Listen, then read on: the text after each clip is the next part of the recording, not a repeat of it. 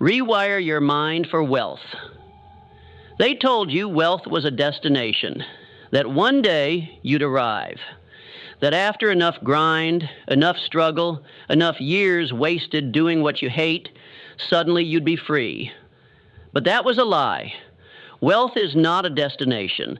It's a frequency, and most people never tune in, not because they can't, but because they've been taught to fear their own power, taught to trade ambition for comfort, vision for approval, purpose for a paycheck. But not you, not anymore. You're here for more, and not just more money, more life, more depth, more purpose. And if you're willing to rewire your mind, if you're willing to cut the cords that tether you to mediocrity, then wealth will not be something you chase, it will be something you become. Because wealth isn't about how much you earn, it's about how you think. Before wealth ever flows into your life, it flows through your mind. Every belief, every habit, every decision, it's either building your empire or burning it down from within. You weren't born with limits. You were born with possibility. But somewhere along the way, they handed you chains. They told you what you could be, what you were allowed to dream, what you could ask for, and you believed it for a while. But now, something in you is waking up. That voice, that fire, whispering that there's more, not just for others, for you, because deep down, you already know. You're not here to survive. You're here to create. You're not here to repeat cycles. You're here to break them. You're not here to take orders from the past. You're here to rewrite the future. And it starts in one place, your mind. Rewiring your mind for wealth means unlearning everything you were taught about money, about value, about success, because most people are programmed for scarcity. They think money is hard to earn, harder to keep, and impossible to multiply. But here's the truth. Money is not the problem. The program is. If your inner world is filled with fear, guilt, hesitation, then no amount of external hustle will fix it. You'll sabotage, you'll stall, you'll pull back just when it starts working, because your subconscious will always return to what feels familiar, not what feels right. And this is why most people stay broke. Not because they're lazy, not because they're not smart, but because they're loyal to a version of themselves that no longer serves them. They identify with struggle, with lack, with being realistic. And so they shrink their dreams to match their current limitations instead of stretching their limits to match their future vision. But vision is where wealth begins. Before Ford built the Model T, he saw highways. Before Disney built a single park, he saw entire worlds. Before Oprah built an empire, she saw herself on that stage, even when she had nothing but hunger and a belief. The wealthy see it first. They live from the future, not the past. They build from imagination, not limitation. And they refuse to settle for what is because they are too obsessed with what could be. So what's your vision? What's the future you've been afraid to admit you want? The life that pulls at your chest when you're alone. That future is not a fantasy. It's a signal, a blueprint. And when you begin to align your mind with that vision, the world starts to bend. But it takes more than desire. It takes discipline. Wealth does not arrive through wishful thinking. It arrives through consistent, intelligent, obsessive action. Not once, not twice, but every single day. When no one's watching, when no one believes in you, when your results don't yet match your efforts, that's where wealth is born, in the invisible. In the hours that don't show up on social media, in the nights you stay up learning when others are sleeping, in the mornings you rise early, not because you have to, but because you choose to. Discipline is not a punishment. It's a portal, a gateway to freedom. You don't rise by emotion, you rise by decision, by locking into your mission with a level of obsession the world isn't used to. This isn't about burnout, it's about alignment. When your purpose is clear, your energy becomes unstoppable. and energy is currency. The world pays those who move it, and nothing moves the world like someone who is completely, relentlessly aligned. But you cannot stay aligned if you don't know your why. Your purpose is your internal GPS. Without it, success will feel like a burden. With it, even failure feels like progress.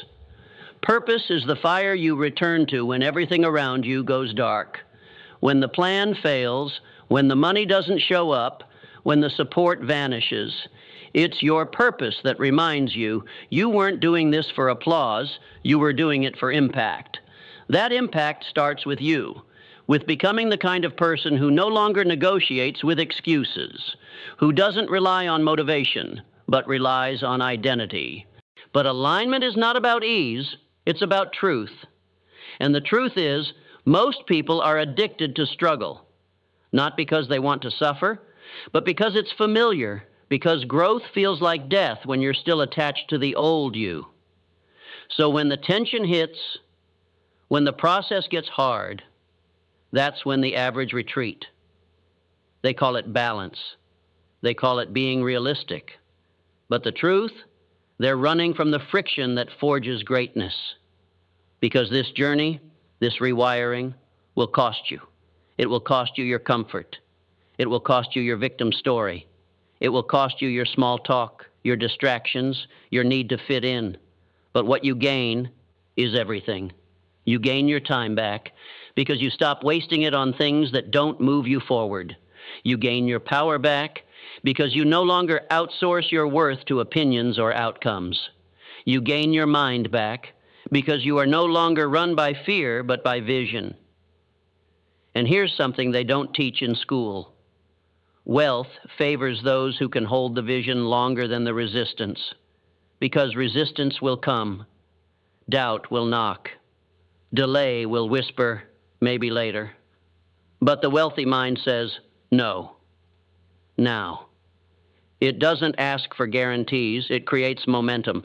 Momentum is everything, because wealth is not a jackpot, it's a snowball. It starts small, invisible, barely noticeable. But every decision, every disciplined action, every focused morning, it grows. And one day the world looks at you and says, overnight success. But they didn't see the years, the late nights, the early mornings, the sacrifices. They didn't see the version of you that showed up when no one else clapped. They didn't see the internal victories, the day you silenced doubt, the day you chose growth over comfort, the day you forgave yourself and moved forward, the day you finally believed that you deserved to win. Let that sink in. You deserve to win, not because you're perfect, but because you are becoming, because you are doing the work to think, act, and operate on a higher level. And when your inner world elevates, your outer world has no choice but to follow. But let's be clear, wealth is not just about money. Wealth is about expansion, of time, of energy, of impact. It's about having the resources to fund your vision and the freedom to live it. Money is just a tool, and a powerful one, because with it you get to amplify who you are. If you are rooted in purpose, wealth will magnify your mission. If you are ruled by fear, wealth will magnify your chaos. This is why the inner work must come first.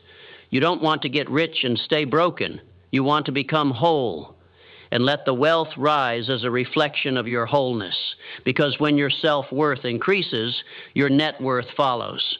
When you raise your standards, you raise your income. When you stop chasing and start attracting from a place of clarity and strength, you stop playing the game small. But to live like this, you must let go of who the world told you to be. You must release the stories, the lies, the inherited fears, the generational beliefs that say, people like us don't get rich. Money changes you. Be grateful for what you have. Don't ask for more. Let me tell you something. Gratitude is not complacency. Gratitude and hunger are not opposites. They are partners.